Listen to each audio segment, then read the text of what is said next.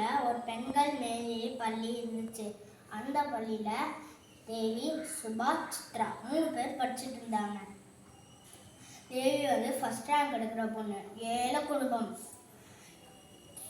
Subha second ரேங்க்கும் third ரேங்க்கும் போட்டி போடுற பொண்ணு, நடக்கிற குடும்பம். சித்ரா பணக்காரி வீட்டு பொண்ணு, ஆனால் படிப்பில் சுமார். அவளுக்கு ஏழைகள்னாலே பிடிக்காது. அதுலேயும் ஃபர்ஸ்ட் ரேங்க் எடுக்கிற தேவியே சுத்தமாக பிடிக்காது. ஒரு நாள் சுபாவுக்கு பிறந்த நாள் வந்துச்சு. சுபா ஒரு ஹேண்டிகேமை எடுத்துகிட்டு வந்தா. எல்லா தொழிலும் சுபாவுக்கு கிஃப்ட் கொடுத்தாங்க. சித்ரா விலை உயர்ந்த பேனாவை கிஃப்டாக கொடுத்தா. அதை பார்த்து சித்ராவுக்கு எல்லாரும் கிளாப் பண்ணாங்க. அப்புறம் தேவி அவளே ஒரு பென்சில் டிராயிங்காக வரைஞ்சு சுபா கிட்ட கொடுத்தா. அதை பார்த்து சுபா சொன்னா, ஃப்ரெண்ட்ஸ், இந்த எல்லாரும் கிஃப்ட் விட எனக்கு தேவி கொடுத்த கிஃப்ட் தான் ரொம்ப பிடிச்சிருந்துச்சு அப்படின்னு சொல்லிட்டு கிளாஸ் முடிஞ்சோடனே எல்லாரும் பிரேக் போயிட்டாங்க. அப்புறம் சித்ரா சொன்னிச்சு, ஏ சுபா, என் கிஃப்ட் பிடிக்காம உனக்கு தேவியோட கிஃப்ட் தான் பிடிச்சிருந்துச்சா? இப்போ நான் பண்ண போகிற காலேஜில் நீ அவள் ஃப்ரெண்ட்ஸை கட் பண்ணிட்டு என்கிட்ட மட்டும் தான் ஃப்ரெண்ட்ஷிப்பாக இருப்பேன் அப்படின்னு சொல்லிட்டு சுபா ஹேண்டிகேம் எடுத்து தேவியோட பேக்கில் வச்சுட்டு அவள் போயிட்டா பிரேக்குக்கு. அப்புறம் பிரேக் முடிஞ்சு எல்லாருமே கிளாஸ் கண்டாங்க, டீச்சரும் வந்துட்டாங்க.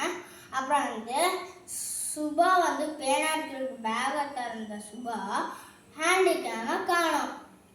அப்புறம் சுபா சொல்கிறா, மிஸ் நான் ஹேண்டிகேமை காணோம் மிஸ் அப்படின்னு சொல்லிட்டு சித்ரா சொன்னா, அது எனக்கு தெரியும் மிஸ் அப்படின்னு சொல்லிட்டு தேவியோட பேக்கில் தான் அது இருக்குது.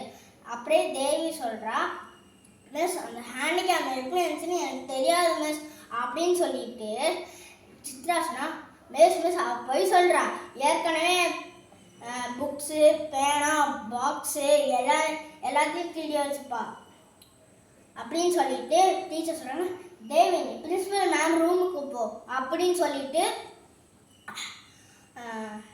சுபா மிஸ் அந்த ஹேண்டிகேமை நான் பிரேக்குக்கு போகும்போது ஆஃப் பண்ணாமல் தான் வச்சேன், இப்போ அதை ப்ளே பண்ணி பார்ப்போம் அப்படின்னு சொல்லிட்டு எல்லா ஃப்ரெண்ட்ஸும் பார்த்துட்டாங்களாம்.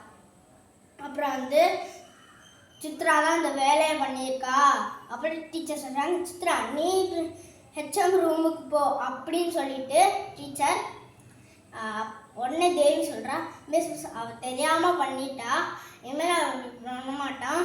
சித்ரா சொல்கிறா, ஃப்ரெண்ட்ஸ் எல்லாரும் நான் மன்னிச்சிடுங்க, நான் இனிமேல் இப்படி பண்ண மாட்டேன், பொறுமையால் இப்படி பண்ணிட்டேன், இனிமேல் நான் ஃப்ரெண்ட்ஸாக இருக்கலாம் சொன்னோன்னே குரல் அழுக்காறு அவாவை கொலி இன்னார் சொல் நான்கும் இழுக்கா இயன்றது அறம். பொருள் பேராசை,